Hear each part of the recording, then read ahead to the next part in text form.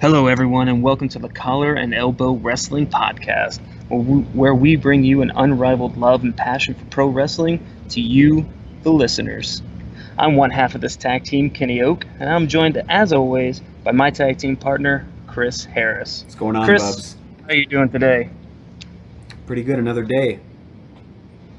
It'd be a little better for me if the Saints could win a game, but Whoa. that's life. Let's leave this to wrestling. You need to get on the right page here, Bubs. They're not going to win any games. We're here to talk about some good stuff, not that trash. Yes, you're right. And today we'll be doing our inaugural pay-per review, where we dig deep into the archives to bring you a fresh perspective on a significant pay-per-view in the history of WWE.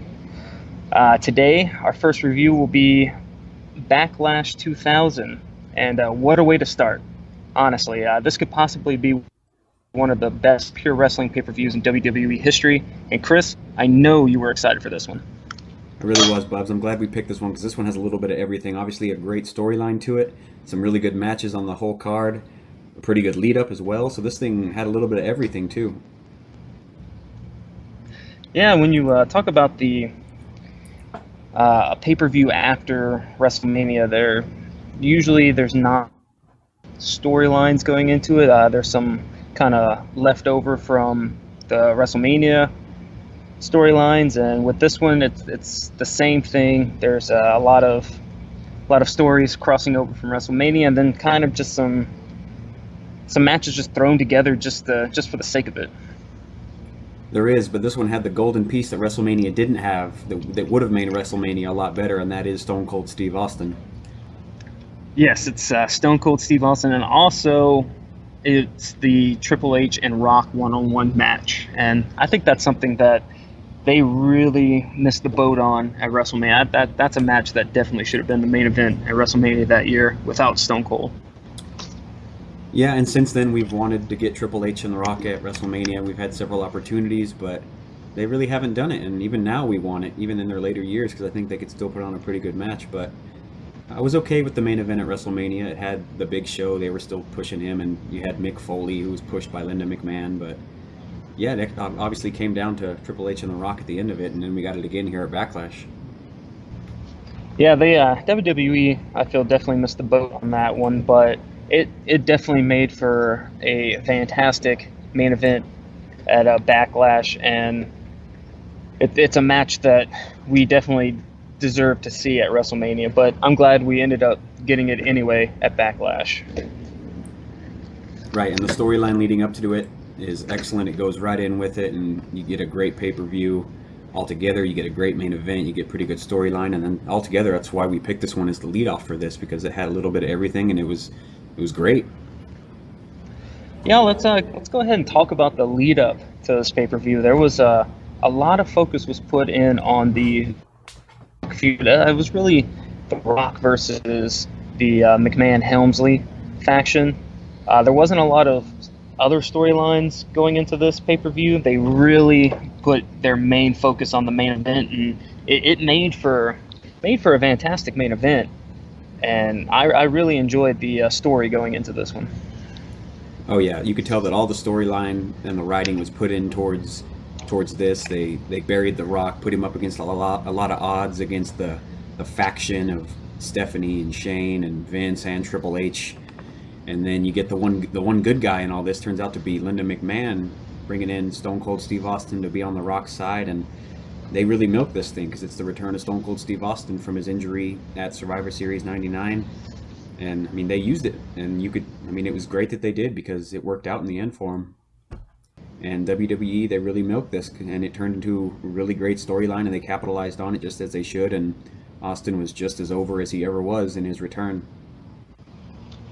About that car that ran him over, I believe Rikishi was the one driving it. Yeah, I guess we're gonna get a Rikishi name drop in here as needed. Yeah, the Hall of Famer. Rikishi. I mean, he is a Hall of Famer. He had his run, but no one was ready for that. And I mean, I was ready for it to be Billy Gunn or even Triple H, but it was Rikishi. Well, it had the perfect build for it to be Triple H, but then turns out to be Rikishi, who first said it was for The Rock, and then completely flip reversed it, and it was for Triple H in the end. And why Rikishi was trying to help Triple H is beyond that. That's the story they went with. Right, and they weren't all winners in the Attitude Era. No. Rikishi got his push though. I mean, he had several championship matches. He fell from the Hell in a Cell, and the Undertaker pushed him off into that. Yes, he did. The back of that truck. So, I mean, they tried with him because he's part of that Samoan lineage. So I guess he deserves an automatic push in Vince's eyes. But it was weird. I mean, I could have done without it, but I'm still a Rikishi fan for when he dances in the ring, regardless. Yeah, his time with Too Cool was pretty fun. It was good for the fans, but yeah, sorry we got off on this tangent about Rikishi. He actually had nothing to do with this pay-per-view as a whole. That has no storyline here, but we're gonna drop it anyway. Go Rikishi. Yeah, go Rikishi, go Hall of Fame. Yeah. 2016. But yeah, the majority of the storyline is Stone Cold Steve Austin, and you can see small bits and pieces were put into making a little bit of storyline writing for some of the smaller matches on the card. But I mean, it's evident that most of the work was put in for that main event. Yeah, and it's focused on the main event, and some of the people that were involved in that angle. You had Bull Buchanan and Big Boss Man. They ended up finding themselves on the pay-per-view going against APA. Yeah, you saw a lot of Kurt Angle wanting to, getting promised the tag team titles from Triple H with his tag team partner Big Show, who was going through an identity crisis at the time. So a lot of the main event storyline bled into the undercard for this pay-per-view. And the undercard gets in the end, solid. Undercard was very solid this pay-per-view, and if you don't mind, let's go ahead and jump into this pay-per-view. Yeah, go ahead. I'm ready. Yeah, the first match we had Edge and Christian, the champions who won the Triangle Ladder match at WrestleMania 2000. They went up against D-Generation X with X-Pac and Road Dogg representing them, and with also Tori as their manager. That was... Whatever. And then the worst... It was a very solid match, but the worst part had to have been when they enlisted the help of Deborah to be the guest ring announcer. Yeah, I hated that. Of all things to lead off the pay-per-view with, we got that, and it wasn't good. She didn't do anything positive. She sounded like crap on the mic, and it wasn't worth anybody's time. Yeah, it was. The only thing I could think of is that she was gone for a while, and it was just a cheap pop for the crowd. But really, other than that, I thought the match was really good. You had Edge and Christian, of course, defending and retaining the titles against D-Generation X, and all around it was a solid match. You had some good work from both sides, some good heel work by D-Generation X. Heard the X-Pac sucks chants. Those were good. Those never get old. Yeah. I mean, I've told you this before. I didn't like the match being the leadoff match because I think it kind of takes away from the championship, the titles from any title holder, really. Even if it was the hardcore title, I don't think it should really lead off if you have other options, because there's multiple tag team contests on this card. But another problem is I never bought Road Dogg and X-Pac. The problem with that is that Road Dogg never stopped being over because he could always work the crowd and they always loved him. And people, including you, hate X-Pac for multiple reasons. Yes, very much I do. And this was just a weird tag team. I didn't like it. It wasn't something new. It wasn't a newer version of the New Age Outlaws or anything. It was just X-Pac being booed. Road Dogg was supposed to be heel, but he still works the crowd and people cheer for him and sing along with him. So the match was very good, though. You're right. There's a couple good spots in there, and Edge and Christian defended the titles just as you'd expect them to. Yeah, and Road Dogg, like you were saying, it's hard to boo the guy. He's so fun to watch, and when he does the shake, rattle, and roll and his little punch combo, it just, you can't help but, get a little pop over that, mark out over it. Exactly, but then you have guys like you who hate X-Pac. I think D-Generation X did a pretty good job of playing the heels in the match. They did some block tags, they worked the ref a little bit, and all in all, they did a pretty solid job being heels. Other than the finish where Edge and Christian won by using heel tactics, but the crowd really ate it up. They were so over Edge and Christian at the time. Edge and Christian were over. No, the crowd wasn't over Edge and Christian. They still love those guys. Oh yeah, they could have done anything. They could have finished this match anyway, and the crowd would have loved it regardless. Yeah, one thing though, once again, sorry, I'm going to bring up my hate of Xbox, but the Bronco Buster, why was that ever a move? Well, because it used to work for him. Remember when DX was in that gray area of they talk shit but they're super face? It was one of those moves that worked for him and kind of excited the crowd. And I mean, Shane McMahon does it too. Yeah, that's true. I was just earlier today. I was watching a YouTube video as a tribute to Shane McMahon, and one of the packages was him just doing a bunch of Bronco Busters, and I did it, but it's Shane, so I dug it. It wasn't X-Pac, so I was okay with it. Yeah, that makes it better. I could watch anything with Shane in it, but yeah, not X-Pac in a tag match. I like him as a singles guy. You hate him regardless, even as a person. So I mean, you can't change that. Sean Waltman, Yeah. X-Pac, you hate both of them. Yeah.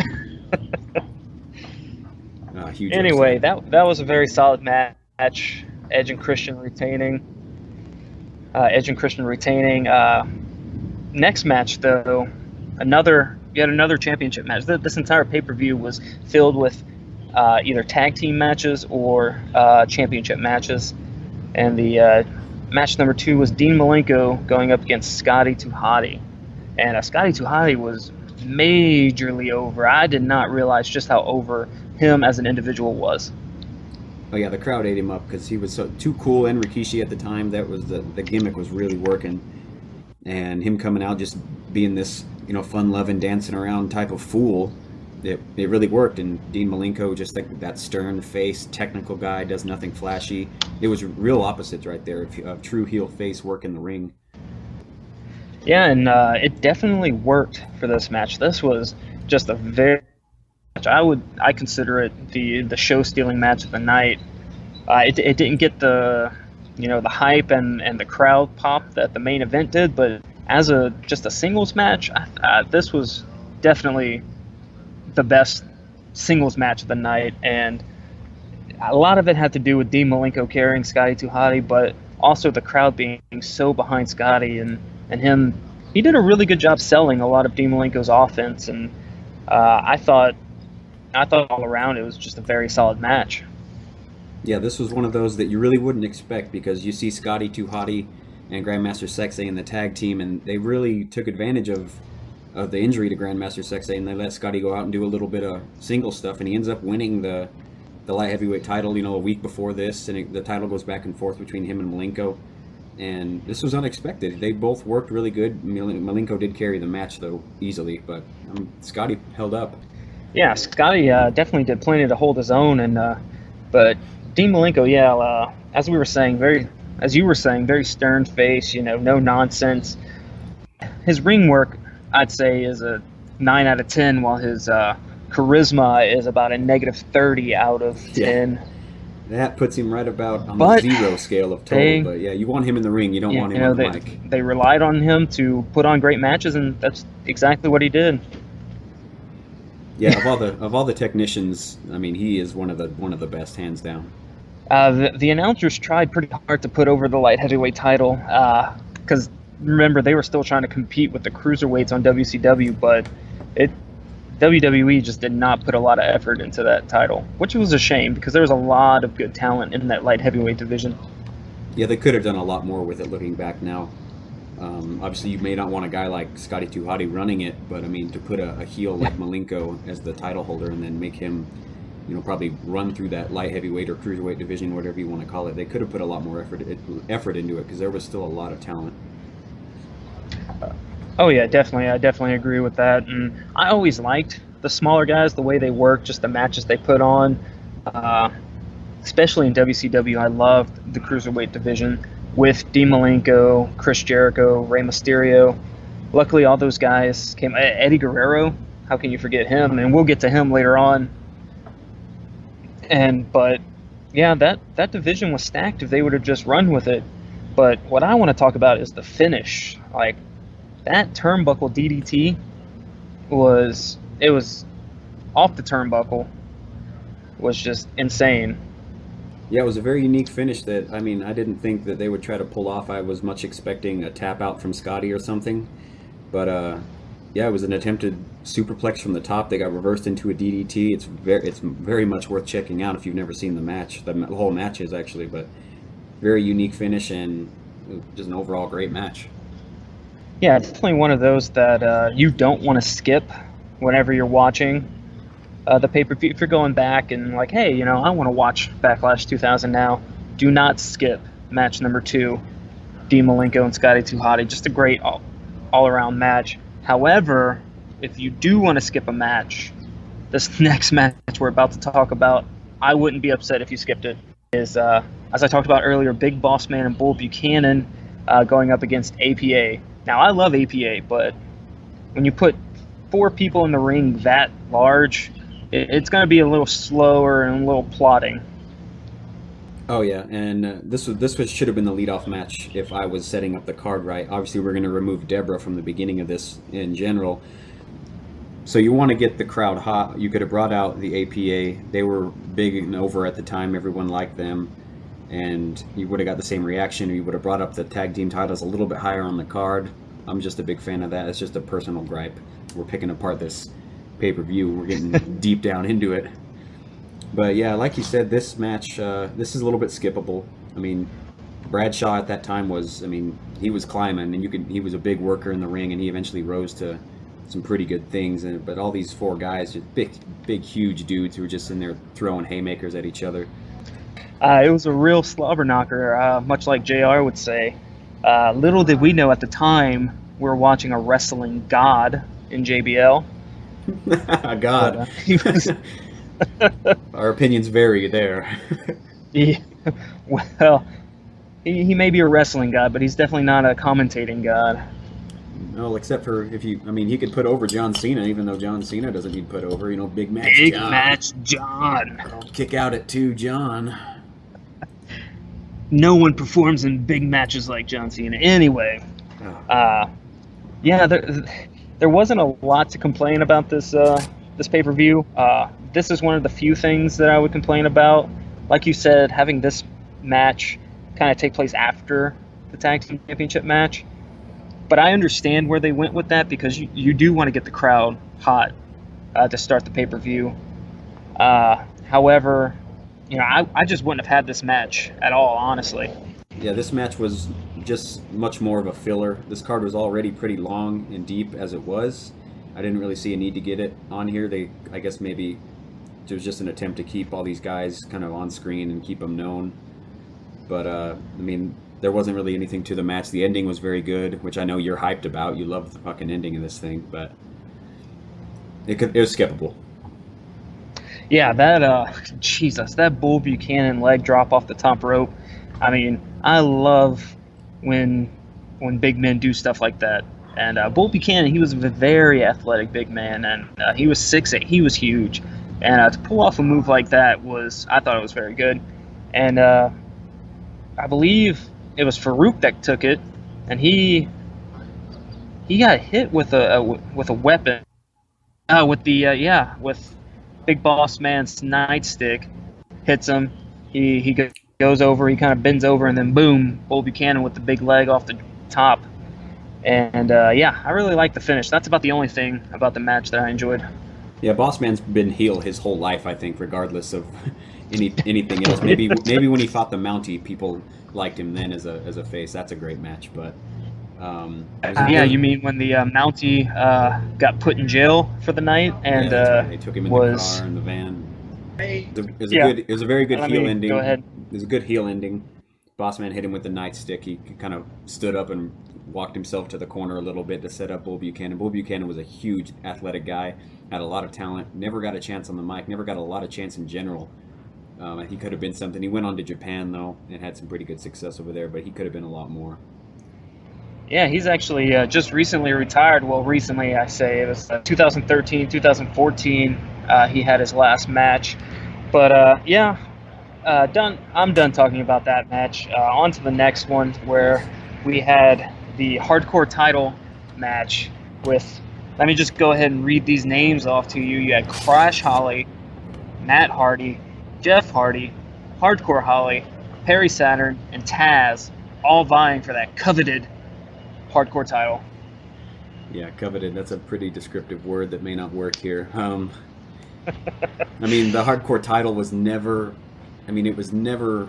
It never shined like if they were trying to compare it to something in ECW. The 24/7 rule was the most exciting period for it, I think, even though it was still pretty lame. And I mean, the matches were never really structured great. There was a couple great moments with some random pins, with random people winning it. I mean, WrestleMania, my God, how many transfers of the title were there? There was 16, I believe. But yeah, that 24-hour rule, it was you had a lot of random champions, a lot of people who should have never have held a title ever won the hardcore title. I believe Raven won it 20 something times, like something ungodly. Right. I mean, if you want anybody to hold it was just fan service for the ECW. Yeah, I mean, he's the only guy, maybe Taz and some other ECW guys are the only ones that you could say, yeah, I could see him holding that. But then you got a guy like Matt Hardy holding it, and Crash, bless his heart, but I don't know, it never really worked for me. Yeah, but you had Crash Holly, allegedly 400 pounds. I don't know where he holds that weight. He was least stout. 400, at least. Yeah. Him and hardcore. That's right. When they come out combined allegedly over 800, you're in trouble. I'll tell you right now. Yeah, that's you're looking at Yokozuna territory there. Yeah. Some Big Daddy V. I wish they would have used their weight more effectively. They would have been tag champs more often, but they didn't. Yeah, Crash probably could have made a run at the WWE title with size like that. That's right. Never materialized. Bad writing, WWE. Vince, I'm going to give you a call later. You need to stop ignoring me. I'm sorry about all the Daniel Bryan calls, but you tell me I was wrong about that.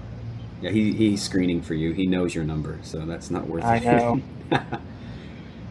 I'll call him about Dolph later. Oh, he's heard that. He heard that back in 2011. Hey, I'm telling you, I'm a visionary. I look to the future. And the future is Roman Reigns. Oh, God, gotta make him look strong. Everybody put him over. Anyway. So back to the match. Yeah.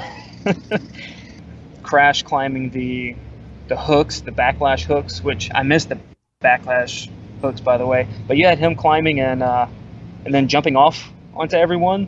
And for some reason, Matt Hardy climbed right after Crash did and did the exact same spot. They did their best. That's all I can say about this match, is that they did their best. Yeah, and if the Hardys, if both of them hadn't been in this match, it would have been pretty boring. There wasn't a lot to it. It was just a lot of throwing stuff around and hitting people with it. We saw a couple nice suplexes from Bob Holly. He did the Falcon Arrow, but this wasn't great. Yeah, even the announcers started to lose interest about halfway through, once the entire ring was filled with extension cords, and Crash pinned anybody he retained. But the only way anyone else could have won the title was if they pinned Crash. I don't know where they got that stipulation from, but it made for some boring action towards the tail end of that match. Yeah, it really became a pin fest, and starting in about the middle of it, everyone was just trying to get quick covers, and like you said, the announcers, they tried, but I mean, oh, there's another cover and a kick out, and there's another cover and a kick out, and it didn't. It really fell apart. But they tried at certain times, you know. And in the end, we got exactly what we expected, and that was a Crash Holly win. Yeah, well, I would say you wouldn't take the title off of him at the time, but we're talking about the hardcore title here, so it really didn't matter. You're right. Anything could have happened, and I would have been like, okay, I can see that. Because the week before on Raw, Matt Hardy won the title, so I don't know. Yeah, that whole hardcore scene never made sense to me. But JR did have a classic call saying the Houdini of hardcore wins in reference to Crash Holly. I can listen to JR call, and he can call a barrel rolling competition, and I would mark out for it. You really would, and I say this all the time. He could put over a piece of bread. He'd find a way, and I'd buy the damn bread. I don't know how he does it. Yeah. Anyway, on to the next match, which... Yeah, and this is where you're talking about a little bit of the main storyline kind of leading down onto some of this. Kurt Angle, main event guy. Big Show, the main event guy. And they weren't in the picture at the time because of The Rock and the return of Austin. So Kurt Angle wanting gold again, as he always does. Triple H gives him the chance to win tag team gold again, and he says, you're going to be partnered with the Big Show. And obviously that's a pretty easy win in the eyes of Kurt Angle, but the Big Show's going through this crisis of kind of like identity, doesn't know who he is, but he's this fun-loving character. But he starts, coming out in costumes and things like that, and it was funny. But I mean, I didn't think it was necessary to really bring the Big Show down to that level where he's just out there for comedic relief. And then he'd kind of have these snap moments where he'd, go back into big rage mode. I'm the Big Show and I'm going to kick people's ass. And Kurt Angle took offense to that because they had a chance to win gold, and Big Show took his gold chance away from him. So that's what kind of started up the feud and eventually led to Backlash here. Yeah, and this match, the intro itself, Kurt Angle, he came out, cut a really funny, good Kurt Angle promo. That guy from day one, he just had it. Like, Kurt Angle he's was great. Everything. Yeah, he was an A+ player from day one. Big Show though comes out, and However, Hulk Hogan's music hits, and the crowd goes into a frenzy. They don't know what to think, and if I'm not mistaken, this took place. At the I don't remember if it was before or after the Bash at the Beach incident, where Hogan and Vince Russo had their infamous shoot against each other. But Hulk Hogan's music hits, the crowd doesn't know what to think.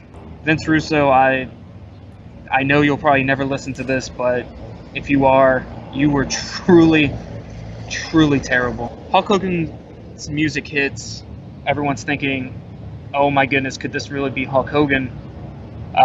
Unfortunately, what we got was the 7-foot world's largest athlete, Big Show, in full Hulkamania get up.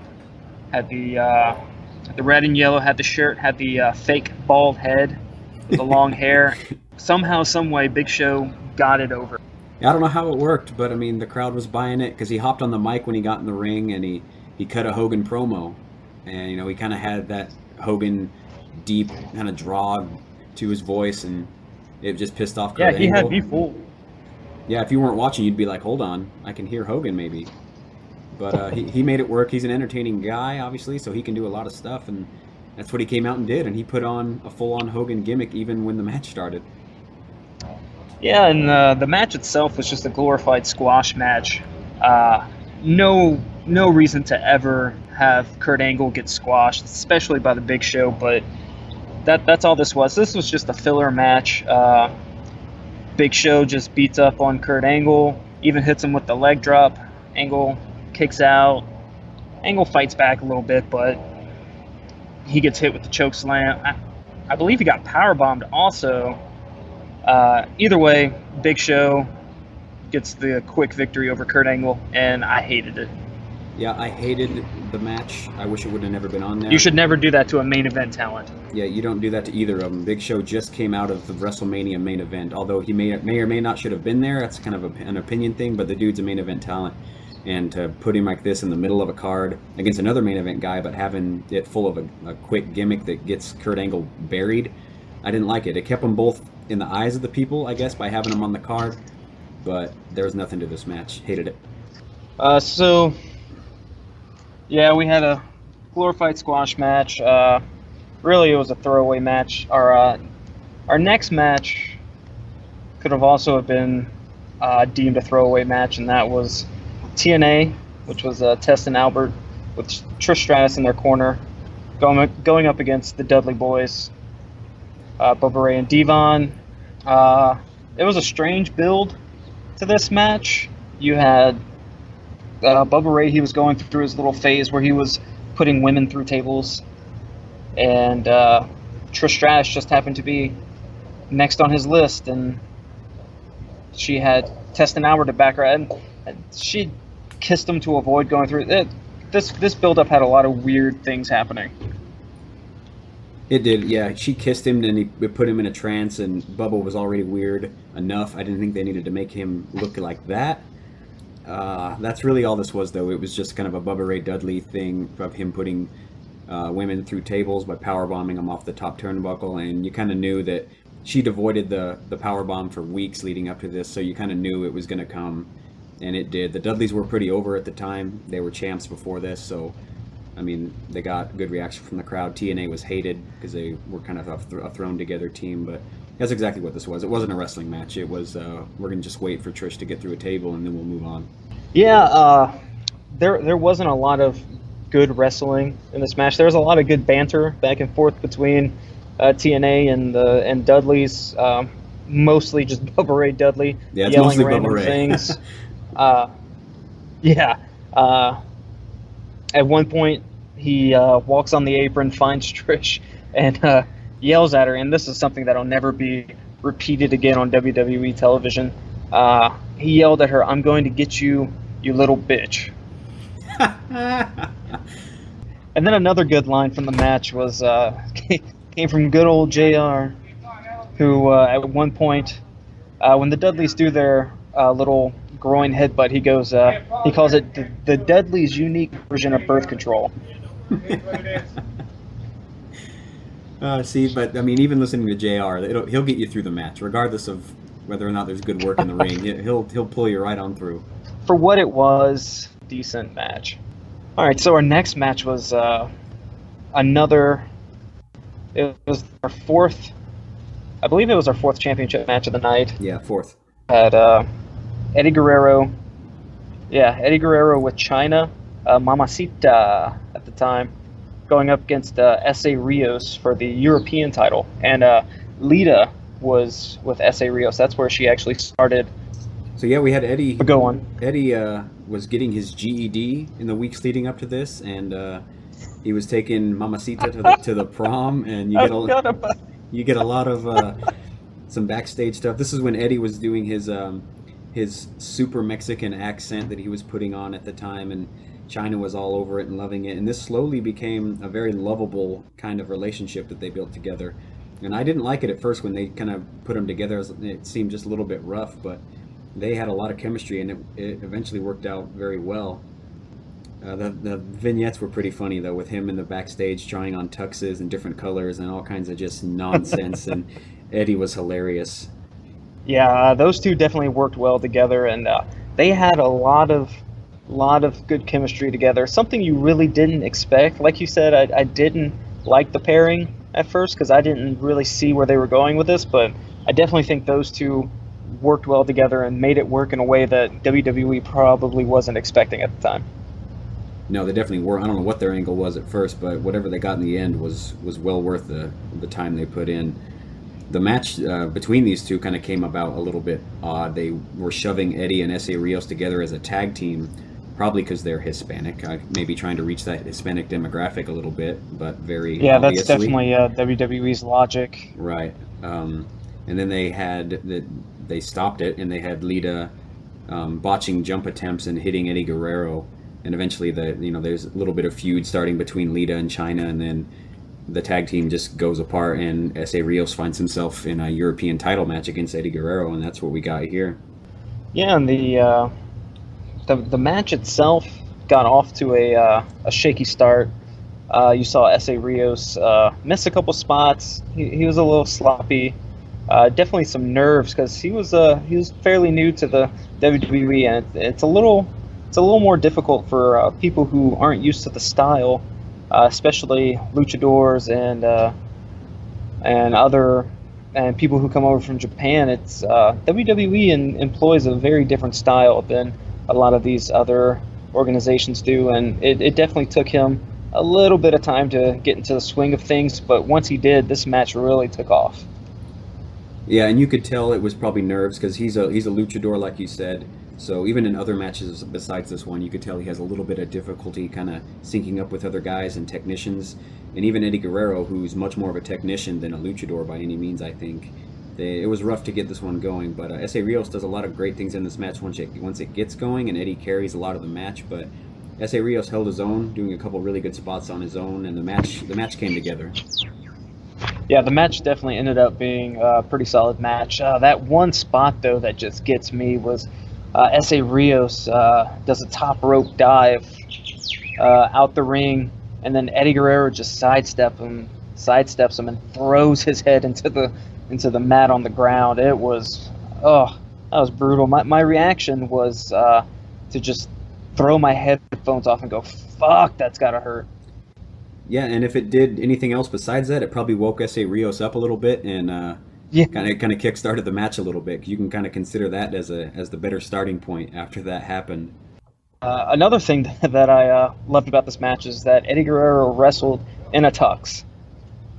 I thought that was very classy and something he should have done more often.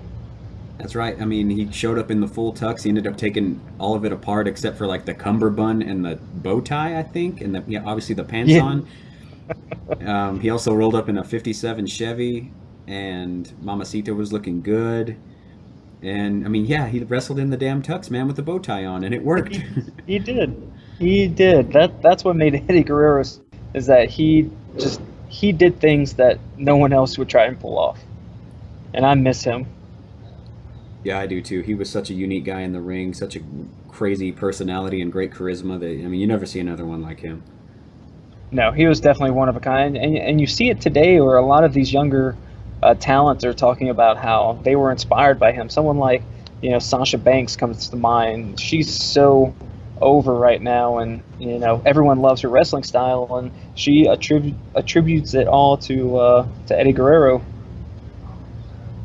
Yeah, because he was right in the middle of, me and you, as our, like, passion times as younger kids. Like, Yeah. we looked up to the guy, and obviously he's sorely missed, went way too soon. Yeah, absolutely. I know I was devastated when I found out that he had passed. He was just way too young. He would be an amazing coach down at NXT, or just a good hand for WWE to train the new and up-and-coming talents that they have, because he definitely adjusted very well to the WWE style of wrestling. He really did. You could put him in a match with anybody, and it would work, even as a little guy versus a huge guy. He could work Big Show just like Rey Mysterio worked Big Show, and you could say that the landscape would be way different if Eddie was still here. Like, God knows where he'd be and who else he would have inspired and who he would have actually, like, maybe taught and, like, actually instructed. It would have been crazy. Yeah, and one thing I wasn't expecting, they finished the match with Eddie hits an airplane spin into a neck breaker, and that ended up getting the pin. I know I wasn't expecting it. When I saw the spot, I thought, oh, that was a pretty cool spot. And then he got the pin, and I wasn't expecting it, to say the least. Yeah, I mean, it was a pretty cool move that we saw, but he just rolled over right into a cover. You'd think that he would have, hit that move and then went for the frog splash, but it was a little unexpected. It worked. It was a cool little move that he ended up pulling off, and he got the win as you expected. He wasn't going to drop to S.A. Rios. Not at all, but all around it turned out to be a very solid match, and steal the show also.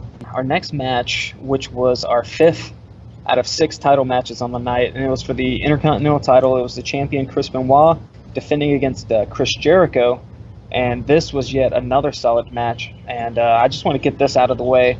These two guys beat the shit out of each other's chests. I was in pain during this match, watching that happen.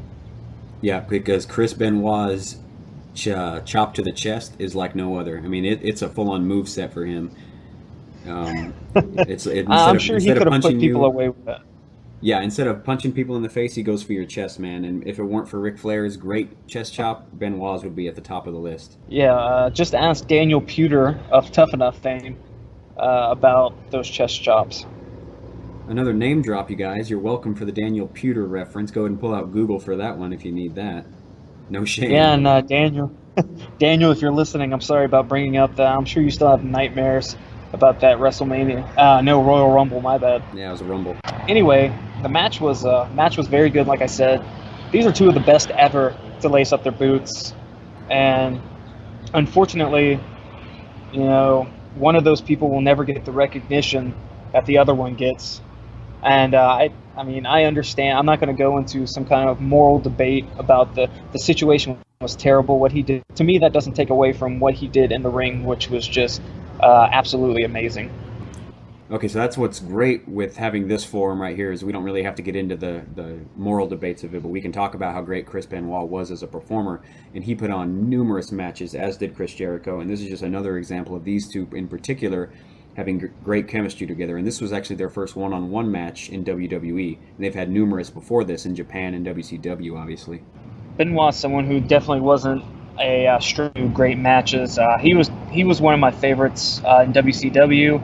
His best of 7 series, he had a couple of them with Booker T, and those were just amazing matches. So, but unfortunately, those will never be talked about. But this match in general, the one that we're talking about today, it was just such a good match. The crowd was definitely into Jericho. We failed to mention this, but a couple weeks before on Raw, he actually won the title off of Triple H for about 5 minutes, and the crowd absolutely went insane. This was the moment where WWE realized, hey, we might have a big time player on our hands. Yeah, and this was a kind of a feel it out moment that Creative was doing, I think. You know, they gave it to Jericho on a quick count from Earl Hebner, and the crowd just loved it. If you haven't seen that match, or at least that ending to that match on the Raw 2 weeks before this, go ahead and check that out, because it's worth seeing. And he runs off with the title, and the crowd is all about it. Yeah, and this match in particular, there weren't a lot of like big, huge spots, something that jumps out at the page. It was just an all-around, just a solid match. Benoit was working heel, Jericho working the babyface. The one issue, though, I had with this match was the ending. It ended by disqualification, and personally, I thought that kind of took away from the match. What happened was that Benoit did his flying headbutt off the top rope. The IC title happened to be laying next to Jericho, and Benoit hits it. The ref looks, sees that it's next to Jericho, and does the disqualification, gives the title back to Benoit. And honestly, I thought they could have gone so many different ways with the finish, and this was not the way they should have gone. No, I didn't like the ending either. We see the exact same match again the next month at Judgment Day, them one-on-one again. They could have gone a lot different ways. I would have rather seen Jericho tap out, honestly, than to see it like this. And then we see Jericho put Tim White in the walls, and I don't know. It didn't sit well with me. The whole match was great, and then you had just an awkward ending that could have just been better. Yeah, it's one of those moments where you see it a lot, where WWE tries to get there with their booking, and you have an all-around, you have just a solid match, 2 great workers. Let them tell the story. Let them figure it out. But for some reason, they decided to go with, if they wanted to do the disqualification, just make it an outright. Chris Benoit gets a chair and just hits Jericho with it. Don't do this, backhanded disqualification like they did. There was just so many different ways. If they wanted to do the disqualification, that they could have gone with it. Yeah, but luckily we got a pretty good match all before that. The match was great, as you expect from these two, and they put on a clinic. Yeah, absolutely. I definitely can't disagree with that. And all around, it was a very solid match. All right, so our final match of the night, match number 9, we had our 6th championship title match, and it was the main event, the match that the entire pay-per-view was built around. For weeks leading into it, it's the match we should have had at WrestleMania, but instead we got it Backlash, and it is The Rock versus Triple H. Triple H, the WWF champion at the time, and Triple H had Vince Stephanie in his corner, and Shane McMahon was made the special guest referee. So it was The Rock versus all of the McMahons, and they made it work. They did. The Rock had to go up against all odds. He had to go up against everybody, all the McMahons, Triple H, DX. Obviously, we mentioned Bull Buchanan and the Boss Man. He went up against Benoit before this. So, Rocky had it all put up against him, and they really built up The Rock because he kept on resisting and resisting and resisting, and it led. Boy, that sounds familiar, doesn't it? Sorry, Roman, if you're listening, I doubt you are. Sorry. He was so strong, though. You look good, kid. You look strong.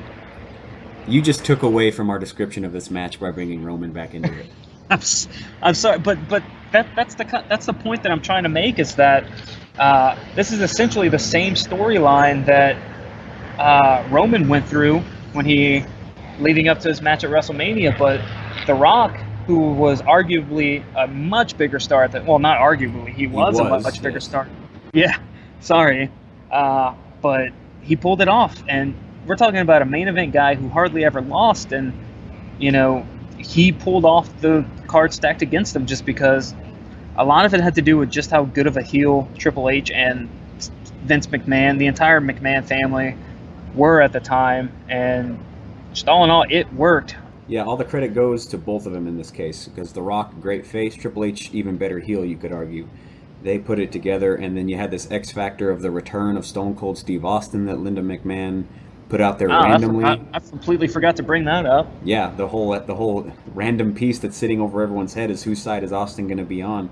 Because Linda McMahon dropped the bomb, and no one was really ready for it, because no one had kind of thought of Stone Cold for a while, because he'd been gone since Survivor Series, and she said his name, and the crowd loved it. They ate it all up, and suddenly it was in everybody's head, and they were trying to put it in The Rock's head that Austin wouldn't be on his side and all this stuff, and it was all just such great storytelling. Absolutely, it was fantastic storytelling. However, that's the one small. I mean, I know I'm sounding like I'm griping a lot through this pay-per-view. You really are. But this is my one gripe about this match, is that I feel like there was just too much reliance on Stone Cold. Like they couldn't give it to just Triple H and The Rock. It just couldn't be those two. They had to put in Stone. It's almost as if they didn't think Triple H could, draw at the time, so they had to throw in Stone Cold to get those extra pay-per-view buys. And honestly, he was only there for maybe 2 minutes. Yeah, but when he was there, they were all about him. But I mean, as soon as he left the ring and The Rock hits the spine buster, everybody's eyes are right back on The Rock. So you're kind of right into they used too much of Stone Cold, but at the end of the match, Rocky took all the attention back on himself as they wanted, and he ended up winning the title in a pretty good match as well. Yeah, the match itself was really good. You had the really good spot where The Rock gives the rock bottom through the table on both Triple H and Shane. You also had that great moment where The Rock goes to pin Triple H, and Shane just puts his hands behind his back. Shane was great. He definitely deserves way more credit than what he gets. Yeah, I love Shane. As heel and as face, he could do no wrong in my eyes, man. Yeah, absolutely. The Rock, though, one of my notes I put down is that The Rock has one of the best kickouts. Like just the way he kicks out and the drama he creates is just he's one of the best at it, and he's just one of the best in general at the whole entertainment aspect of the sport. Yeah, he ended up going on to doing something after wrestling. What was he? Oh, he's an actor. Yeah. I think he was in a couple movies. I don't know. I don't think they were any good. But you could tell he was good at something. So yeah, his kick out at 2, it really sucked the crowd back in, added to that extended disbelief that you want in high profile matches like this. This match had it all. Yeah, that's one of the things I wanted to bring up. Just you brought up the whole Hollywood thing. Just imagine if he never went to Hollywood, or he did a couple movies here and there, but if him and Triple H just wrestled for the next decade, just imagine the matches they would have put together. Yeah, we would have gotten WrestleMania like we've all wanted, them one-on-one with no nonsense and maybe a clean finish, maybe. But who knows? If he would have a few more titles. No, that's too much to ask for. Yeah, you're right. I'm too much. Sorry, that's me being pessimistic again. I'm working on it. Glass is always half empty. But yeah, that pop though, when the glass finally breaks, because Rock was getting just dismantled. He's getting hit with chairs. He's just getting destroyed by Triple H, and then glass shatters, and I'm pretty sure the building exploded. It did. The structure was probably no longer sound when it hit, because they waited to the last possible second, because Rocky's getting beat up by 4 people in the ring, and the crowd just wanted him so bad, and they waited, and then it hit perfectly, and then. Yeah, and that's a credit to the storytelling at the time, and just the timing of the whole thing. That's something that's really lacking nowadays. It's just that perfect storytelling leading to that one moment that just gets the crowd. The last time you see something like that is when Daniel Bryan won the title at WrestleMania 31. before that, it was, CM Punk coming out in Chicago at Money in the Bank 2011. Right.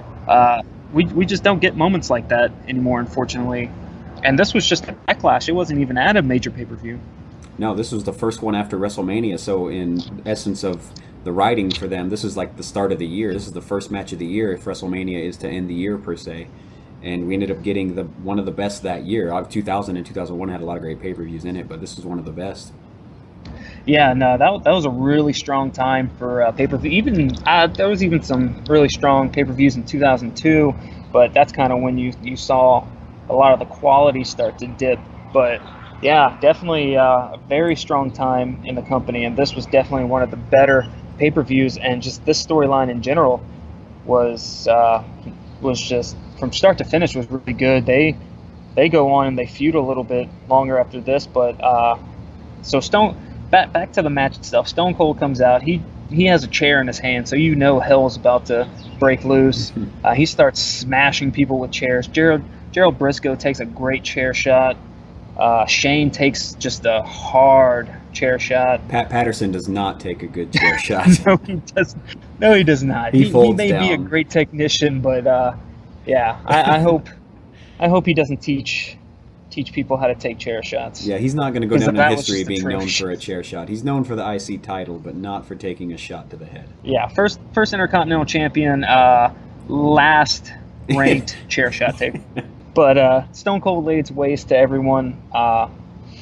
And then once the dust finally clears, The Rock gives the spine buster to Triple H, and then just the explosiveness that he pops up after the spine buster to then set up for the longest. This has to hold the record for the longest people's elbow, and then the longest anyone has ever stayed down for the people's elbow, because then after he hits the people's elbow, Linda McMahon saunters down with equally old Earl Hebner and equally slow, and they march their way down, and Linda sends Earl in to do the longest 3 count I've ever seen. We'd failed to bring up Earl, but Earl was a pretty decent part of the storyline. Triple H had fired him a couple weeks before for his fast count, but Linda McMahon brings him back, and it's just another great the cherry on top is Earl Hebner's 3 count. He slides into the ring, and Rock has had the cover for about 10 seconds already, and he just gives him that slow, definitive 1, 2, 3 count, and the crowd just waits for the 3 count, and it was great. That whole storyline was definitely well told, but man, Linda and Earl need to get some pep in their step, because I can't imagine that in the production meeting they're saying, hey, Triple H, you're gonna take the people's elbow to finish, but we're gonna need you to lay there for about 2 minutes. Yeah, you're really just really act like your heart this. exploded. Yeah, you're really dead. But Rock pins him, gets the 1, 2, 3, and the crowd for a split second forgets that Stone Cold ever existed and just cheer the shit out of The Rock, which he deserves. The Rock brought all the attention back onto him, and it was a really good moment for him. And it was the match we should have got at WrestleMania, because The Rock never gets his chance at WrestleMania to get the title. I'm always frustrated about that, but a great match for him. Yeah, and that it capped off. It was a great match that capped off a great pay-per-view, and what a damn pay-per-view it was. I thoroughly enjoyed it from start to finish. From top to bottom, this pay-per-view delivered. It was stellar, and man, do I wish we had stars nowadays that we had back then.